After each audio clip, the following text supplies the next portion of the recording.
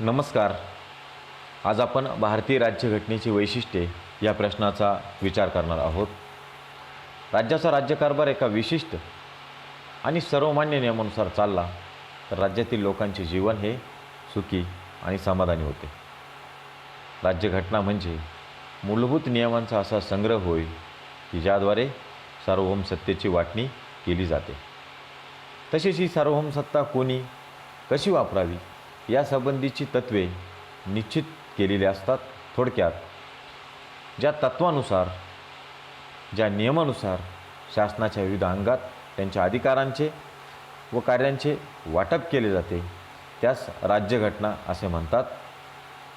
शासनाच्या या विविध अंगांचे परस्पर संबंध आणि जनतेचे असावयाचे नातेसुद्धा घटनेत स्पष्ट केलेले असते. एकंदरीत शासन ज्या नियमानुसार तत्वानुसार राज्यकारभार करते त्यांचा समावेश राज्यघटनेत केलेला असतो. ज्या तत्वानुसार नियमानुसार लोककल्याणकारी राज्याची प्रस्थापना करण्याचा प्रयत्न शासन करत असते. भारतीय राज्यघटना 9 डिसेंबर 1946 ते 26 नोव्हेंबर 1949 या कालखंडात तयार करण्यात आली आहे. यासाठी 2 वर्ष 11 महिने आणि 18 दिवस इतका कालखंड लागलेला आहे. भारतीय घटना समितीचे कामकाज डॉक्टर राजेंद्र प्रसाद यांच्या अध्यक्षतेखाली करण्यात आले. मसुदा समितीचे अध्यक्ष म्हणून डॉक्टर बाबासाहेब आंबेडकर यांनी काम पाहिले. भारतीय राज्यघटनेचे पहिले वैशिष्ट्य म्हणजे लिखित व जगातील सर्वात मोठी राज्यघटना. जगात लिखित व अलिखित अशा 2 प्रकारच्या राज्यघटना अस्तित्वात असलेल्या दिसून येतात. इंग्लंड या देशाची राज्यघटना अलिखित स्वरूपाची आहे तर भारतीय राज्यघटना लिखित स्वरूपाची आहे. लिखित राज्यघटना म्हणजे एका विशिष्ट कालखंडात एका घटना परिषदेद्वारे लिखित स्वरूपात तयार करण्यात आलेली राज्यघटना होय, ज्यामध्ये सर्व बाबींचा तपशील हा लिखित स्वरूपात स्पष्ट करण्यात आलेला असतो. तसेच भारतीय राज्यघटना जगातील सर्वात मोठी राज्यघटना म्हणून प्रचलित आहे. भारतीय राज्यघटना निर्माण झाली तेव्हा भारतीय राज्यघटनेत 22 भागामध्ये विभागलेली 395 कलमे आणि 8 परिशिष्टे होती. याउलट अमेरिकन राज्यघटनेत फक्त 14 कलमे आहेत. सध्या आज भारतीय राज्यघटनेत 25 भागांमध्ये विभागलेली 451 कलमे आणि 12 परिशिष्टे आहेत. भारतीय राज्यघटना मोठी होण्याचे सविस्तर होण्याचे मुख्य कारण म्हणजे भारतातील विविधतापूर्ण परिस्थिती होय. विविध जाती, विविध धर्म, विविध वंश पंथ, विविध भाषा, विविध प्रदेश अशा विविधतापूर्ण परिस्थितीमध्ये सर्वच घटकांच्या हितसंबंधांचा विचार करत असताना भारतीय राज्यघटनेतील कलमांची संख्या वाढलेली दिसून येते. राज्यघटनेत संघराज्य आणि संघराज्य क्षेत्राचा तपशीलवार विचार करण्यात आलेला दिसून येतो. त्याचबरोबर नागरिकत्वाच्या संदर्भातील तरतुदी, मूलभूत हक्क, मार्गदर्शक तत्त्वे, मूलभूत कर्तव्य, केंद्र शासन, राज्य शासन, स्थानिक स्वराज्य संस्था, आणीबाणीसंबंधीच्या तरतुदी या सर्व बाबींचा तपशीलवार आणि सविस्तर विचार करण्यात आल्याने भारतीय राज्यघटनेचा आकार वाढलेला आहे. दुसरं वैशिष्ट्य म्हणजे विविध स्रोतांपासून निर्मित राज्यघटना. भारतीय राज्यघटना निर्माण करत असताना मुख्य स्रोत म्हणजे 1935चा कायदा होय. राज्यघटनेवर 1935च्या कायद्याचा जास्त प्रमाणात प्रभाव दिसून येतो. 1935च्या कायद्यातून संघराज्य, संघ न्यायालय, केंद्र राज्य अधिकार विभागणी यासारख्या अनेक तरतुदींचा स्वीकार 1935च्या कायद्यातून घेतलेला दिसून येतो. त्याचबरोबर जगातील इतर राज्यघटनेतील भारतीय परिस्थितीला पोषक ठरतील अशा तरतुदींचाही स्वीकार भारतीय राज्यघटनेने केलेला दिसून येतो. उदाहरणार्थ सांगायचे झाल्यास अमेरिकन राज्यघटनेवरून मूलभूत हक्क, न्यायालयीन पुनर्विलोकन, तसेच आयर्लंडच्या राज्यघटनेवरून मार्गदर्शक तत्त्वांचा स्वीकार करण्यात आलेला दिसून येतो. इतर राज्यघटनेतील तत्त्वांचा स्वीकार करण्यामागे भारतीय परिस्थितीला पोषक ठरतील अशा चांगल्या तरतुदींचा स्वीकार करणे हा मुख्य हेतू होता. यानंतर तिसरे वैशिष्ट्य म्हणजे ताठरता व लवचिकता यांचा समन्वय होय.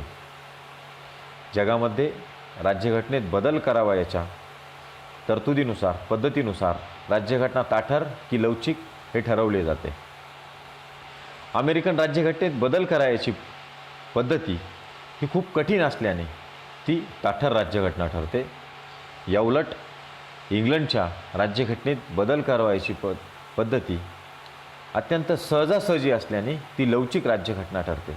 परंतु भारतीय राज्यघटनाकर्त्यांनी भारतीय राज्यघटनेत ताठरता व लवचिकता यांचा समन्वय केलेला दिसून येतो. ज्यावेळेस भारतीय राज्यघटनेत बदल करत असताना तो साध्या बहुमताने, संसदेच्या साध्या बहुमताने केला जातो, तेव्हा ती लवचिक राज्यघटना ठरते. तर भारतीय राज्यघटनेतील काही तरतुदींमध्ये बदल करावयाचा झाल्यास यासाठी संसदेच्या दोन्ही सभागृहातील 2/3 बहुमत आणि निम्म्यापेक्षा जास्त घटक राज्यांची मान्यता आवश्यक असते. ही ताठर पद्धती होय. भारतीय राज्यघटनेत ताठरता व लवचिकता या दोन्हींचाही उपयोग करण्यात आलेला दिसून येतो. यांचा समन्वय साधलेला दिसून येतो. पुढचे वैशिष्ट्य म्हणजे लोककल्याणकारी राज्याचा स्वीकार होय. भारतीय राज्यघटनेने लोककल्याणकारी राज्याचा पुरस्कार केलेला आहे. वेलफेअर स्टेट निर्माण होण्यासाठी राज्यघटनेत अनेक तरतुदींचा समावेश दिसून येतो. राज्यघटनेतील मार्गदर्शक धोरणांचा उद्देश धर्म, जात, वंश, प्रदेश अशा कोणताही भेदभाव न करता प्रत्येक व्यक्तीचा सर्वांगीण विकास साध्य करून लोककल्याणकारी राज्य निर्माण करणे हा हेतू स्पष्ट करण्यात आलेला दिसून येतो. पुढील मुख्य वैशिष्ट्य म्हणजे मूलभूत हक्कांचा स्वीकार. राज्यातील नागरिकांना आपला सर्वांगीण विकास करता यावा, आपल्या व्यक्तिमत्त्वाचा सर्वांगीण विकास करता यावा यासाठी हक्क देण्यात आलेले दिसून येतात. भारतीय राज्यघटनेत समतेचा हक्क, स्वातंत्र्याचा हक्क, शोषणाविरुद्धचा हक्क, धार्मिक स्वातंत्र्याचा हक्क, सांस्कृतिक व शैक्षणिक हक्क, घटनात्मक उपाययोजनांचा हक्क हे सविस्तर स्पष्ट करण्यात आलेले दिसून येतात. घटनात्मक उपाययोजनांमध्ये बंदी प्रत्यक्षीकरण, परमादेश, प्रतिषेध, अधिकार पुच्छा आणि उत्प्रेक्षण हे अध्यादेश देऊन वरील 5 मूलभूत हक्कांचे संरक्षण करण्याचा प्रयत्न करण्यात आलेला दिसून येतो. भारतीय राज्यघटनेच्या भाग 3 मध्ये मूलभूत हक्कांचा विस्ताराने समावेश केलेला आहे. घटनेतील 12 ते 35 ही कलमे नागरिकांची मूलभूत हक्क स्पष्ट करतात. मूलभूत हक्कांचे स्वरूप न्यायिक स्वरूपाचे आहे, म्हणजेच मूलभूत हक्कांवर जर गदा आली तर त्याविरोधात न्यायालयामध्ये जाता येते. पुढचे वैशिष्ट्य म्हणजे मूलभूत कर्तव्यांचा स्वीकार होय. सुरुवातीला भारतीय राज्यघटनेत मूलभूत कर्तव्यांचा स्वीकार करण्यात आलेला नव्हता. स्वर्णसिंग समितीच्या शिफारशीनुसार राज्यघटनेत मूलभूत कर्तव्यांचा स्वीकार करण्यात आला. 1976च्या 42व्या घटना दुरुस्तीने भारतीय राज्यघटनेत 10 मूलभूत कर्तव्यांचा समावेश करण्यात आला. त्यानंतर भारतीय राज्यघटनेत आणखी एक 2002 साली आणखी एक मूलभूत कर्तव्य समाविष्ट करण्यात आले. सध्या भारतीय राज्यघटनेत 11 मूलभूत कर्तव्य आहेत. मूलभूत कर्तव्यांबाबत कायदेशीर बंधन घालण्यात आलेले नाही. ही कर्तव्य केवळ आदर्श स्वरूपाची आहेत. जर नागरिकांनी ही कर्तव्य पाळली नाही तर कोणत्याही न्यायालयात दाद मागता येत नाही, म्हणजेच ही कर्तव्य न्याय निर्णय पात्र नाहीत। मात्र नागरिकांनी राष्ट्रनिष्ठा व राष्ट्रकर्तव्य म्हणून मूलभूत कर्तव्यांचे पालन केल्यास दुसऱ्यांच्या हक्कांवर गदा येणार नाही, ही बाब मात्र निश्चित स्वरूपाची आहे। पुढचे वैशिष्ट्य म्हणजे मार्गदर्शक तत्त्वे होय। भारतीय राज्यघटनेच्या 4थ्या भागात मार्गदर्शक तत्त्वांचा समावेश करण्यात आलेला आहे। कलम 36 ते कलम 51 या दरम्यान मार्गदर्शक तत्त्वे भारतीय राज्यघटनेत समाविष्ट करण्यात आली आहे। शासनाने आपला राज्यकारभार कोणत्या उद्देशासाठी करावा, शासनाने आपला राज्यकारभार कोणत्या तत्त्वांनुसार करावा या संबंधीचा बाबींचा तपशील या मार्गदर्शक तत्त्वांमध्ये देण्यात आलेला दिसून येतो। भारतीय राज्यघटनेमध्ये आर्थिक मार्गदर्शक तत्त्वे, सामाजिक मार्गदर्शक तत्त्वे, राजकीय मार्गदर्शक तत्त्वे, न्यायालयीन मार्गदर्शक तत्त्वे आणि आंतरराष्ट्रीय मार्गदर्शक तत्त्वे देण्यात आली आहेत। पुढचं वैशिष्ट्य म्हणजे संसदीय शासन पद्धतीचा स्वीकार होय। भारताने इंग्लंडपासून संसदीय शासन पद्धती स्वीकारलेली आहे। देशाच्या राज्यकारभारात संसद ही केंद्रस्थानी आहे।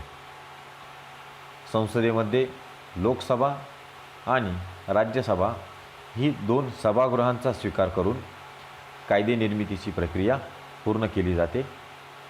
राष्ट्रपतीच्या नावे सर्वच कारभार चालत असला तरी पंतप्रधान हे वास्तविक प्रमुख आहेत।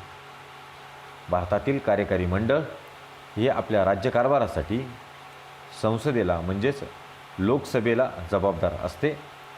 जोपर्यंत संसदेमध्ये शासनाला बहुमत आहे तोपर्यंत शासन आपल्या पदावर राहू शकते, अन्यथा संसदेतील बहुमत घटले किंवा कमी झाले तर शासनाला आपल्या पदावरून जावे लागते। त्यानंतर पुढचे वैशिष्ट्य म्हणजे संघराज्य शासन पद्धतीचा स्वीकार होय। भारतीय राज्यघटनाकर्त्यांनी राज्यकारभाराच्या सोयीसाठी संघराज्य पद्धतीचा स्वीकार केला। संपूर्ण देशासाठी केंद्र सरकार असून प्रत्येक घटक राज्यासाठी स्वतंत्र सरकार आहेत। एकाच वेळी केंद्र व घटक राज्य आपापल्या कार्यक्षेत्रात राज्यघटनेतील तरतुदीनुसार कारभार करत असतात। या दोघांमध्ये संघर्ष निर्माण झाला असता संघ न्यायालय हे या दोघांतील संघर्षाचा निराकरण करण्यासाठी निर्माण करण्यात आलेले दिसून येते। केंद्रसूची, राज्यसूची, समवर्ती सूची आणि शेष अधिकार या घटनेतील तरतुदींनुसार केंद्र आणि राज्य सरकार यांच्या आपल्या अधिकारांची विभागणी केलेली दिसून येते। त्यानंतर स्वतंत्र न्यायव्यवस्था, न्यायव्यवस्थेला निर्भीडपणे आणि स्वतंत्ररित्या आपल्या अधिकारांचा वापर करता यावा यासाठी न्यायव्यवस्थेला स्वातंत्र्य देण्यात आले आहे। विविध प्रकारचे वाद मिटवण्यासाठी कोणत्याही दबावापासून मुक्त असण्यासाठी भारतीय राज्यघटनेने न्यायव्यवस्थेला स्वतंत्र अधिकार देण्यात आली आहे। न्यायव्यवस्थेवर जर राजकीय दबाव आला, कार्यकारी मंडळाचा दबाव आला तर न्यायव्यवस्था निर्भीडपणे न्यायदान करू शकत नाही। म्हणून भारताच्या राज्यघटनेने स्वतंत्र न्यायमंडळाचा पुरस्कार केलेला दिसून येतो। सर्व देशासाठी सर्वोच्च न्यायालय हे अंतिम न्यायालय आहे आणि म्हणूनच एकेरी न्यायव्यवस्था हे देखील भारतीय राज्यघटनेचे वैशिष्ट्य ठरते। पुढले महत्त्वाचे वैशिष्ट्य म्हणजे उद्देशपत्रिका। भारतीय राज्यघटनेच्या पूर्वी उद्देशपत्रिका, ज्याला आपण सरनामा म्हणतो, हा जोडण्यात आलेला आहे।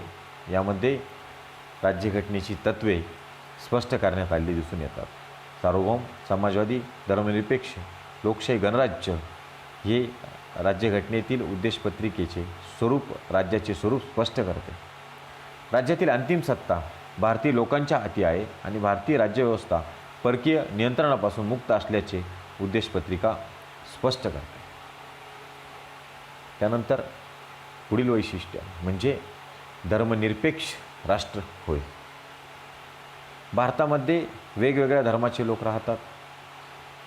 त्यामुळे कोणत्याही एका धर्माला जास्त महत्त्व न देता सर्वांना समानता देण्यात आली आहे. सार्वजनिक सुव्यवस्था, नीतिमत्ता, आरोग्य यांना बाधा न आणता सर्वांना धार्मिक आचरण करण्याचा अधिकार देण्यात आलेला आहे. कोणत्याही एका विशिष्ट धर्म हा राज्यसंस्थेचा अधिकृत धर्म असणार नाही. सर्व धर्मांना समान प्रकारचे स्थान असेल. अशा प्रकारच्या धर्मनिरपेक्ष राज्यघटनेचा स्वीकार भारताने केलेला आहे. पुढचे वैशिष्ट्य म्हणजे प्रजासत्ताक राष्ट्र होय. भारतात लोकशाही शासन पद्धतीचा स्वीकार करण्यात आलेला दिसून येतो. देशातील सर्वोच्च अधिकार लोकांच्या हाती असल्याने भारत हा प्रजासत्ताक आहे आणि देशाचा प्रमुख राष्ट्रपती असून ते विशिष्ट काळासाठी निवडलेले लोकप्रतिनिधी आहेत. त्यामुळे भारत देश हा गणराज्य आहे असे म्हटले जाते. लोकशाही शासन पद्धतीमध्ये लोकांचे शासन असते. शासन हे जनतेप्रती जबाबदार राहून राज्यकारभार करत असते. लोकमताला स्थान दिले जाते. लोकमत व्यक्त करण्याची संधीही दिली जाते. लोकशाही विकेंद्रीकरणाचे तत्त्व या प्रजासत्ताक राष्ट्रामध्ये पाळले जाते. त्यानंतर पुढचे वैशिष्ट्य म्हणजे एकेरी नागरिकत्व होय. भारत हे संघराज्य असून भारतीय राज्यघटनेने एकेरी नागरिकत्वाचा स्वीकार केलेला आहे.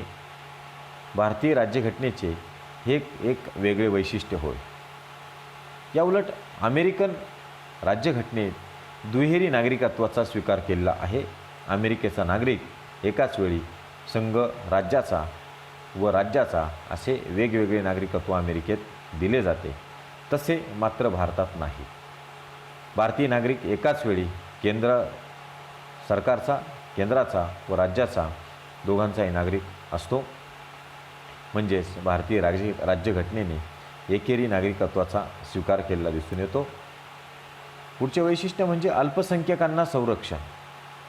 भारतात विविध धर्मीय, विविध जाती अल्पसंख्यक आहेत. अल्पसंख्यक समुदायाला लोकशाहीच्या वातावरणामध्ये विकासाची संधी प्राप्त व्हावी यासाठी त्यांना राज्यघटनेतील असंख्य तरतुदींनुसार संरक्षण देण्यात आले आहे. मागासवर्गीय जाती, मागासवर्गीय जमाती व अल्पसंख्यक यांच्या विकासासाठी राज्यघटनेमध्ये तरतुदी करण्यात आलेल्या आहेत. केंद्र व राज्य कायदेमंडळाला अनुसूचित जाती व जमातींसाठी स्वतंत्र जागा देण्यात आलेल्या आहेत.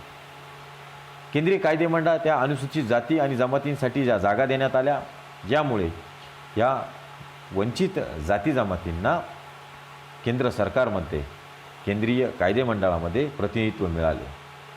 अल्पसंख्याकांना आपली भाषा, लिपी, संस्कृती जतन करण्याचा हक्क मिळावा यासाठी भारतीय राज्यघटनेने अल्पसंख्याकांना संरक्षण दिलेले आहे.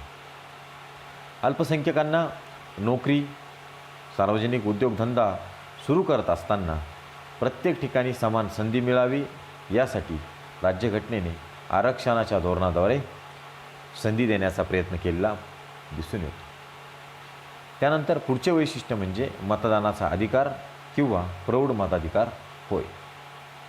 भारतीय राज्यघटनेने धर्म, वंश, जात, लिंग असा कोणताही भेदभाव न करता सर्वांना सार्वत्रिक प्रौढ मताधिकार देण्यात आलेला आहे. सुरुवातीला भारतीय राज्यघटनेत 21 वर्ष पूर्ण झालेल्या व्यक्तींना मतदानाचा अधिकार देण्यात आलेला होता.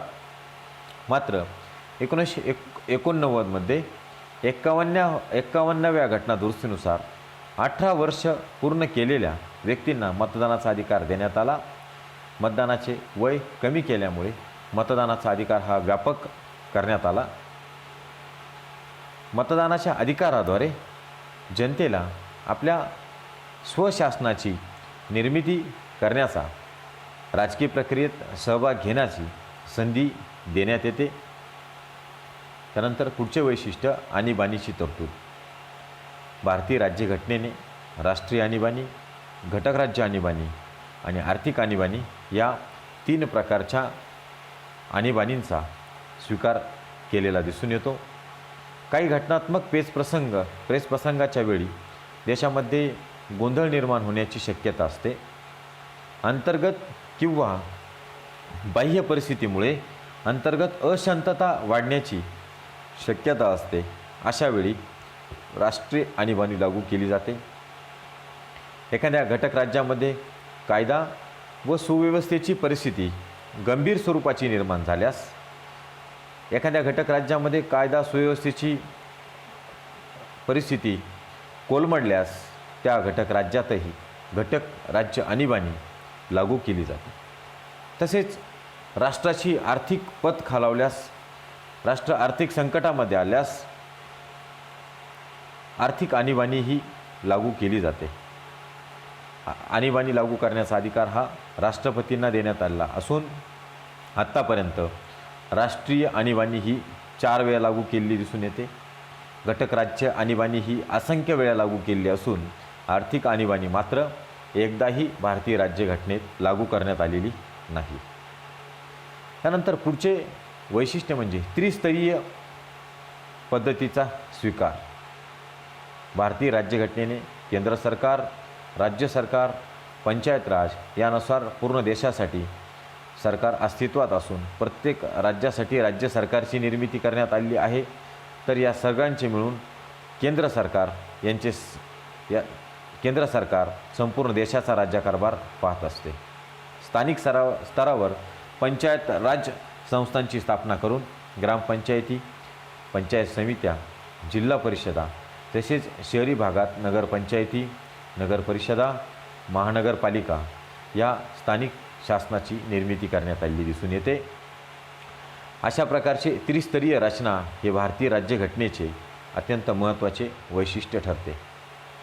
भारतीय राज्यघटनेत अशी महत्त्वाची वैशिष्ट्ये असली ज्या वैशिष्ट्यांद्वारे भारतीय राज्यघटना जगात एक अभूतपूर्व अनमोल अशा प्रकारची राज्यघटना ठरत असली तरी राज्यघटनेवर काही टीका देखील करण्यात आलेली दिसून येतं. घटना निर्मिती करण्यासाठी जी घटना परिषद बनवण्यात आली होती त्यातील सदस्यांची निवड ही प्रत्यक्ष मतदानाद्वारे करण्यात आलेली नव्हती.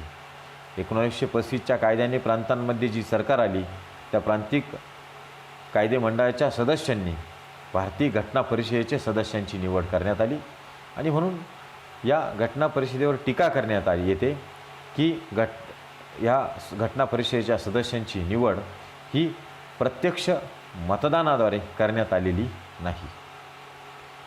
काहींच्या मते घटना परिषद ही वकील व राजकीय व्यक्तींची बनलेली होती.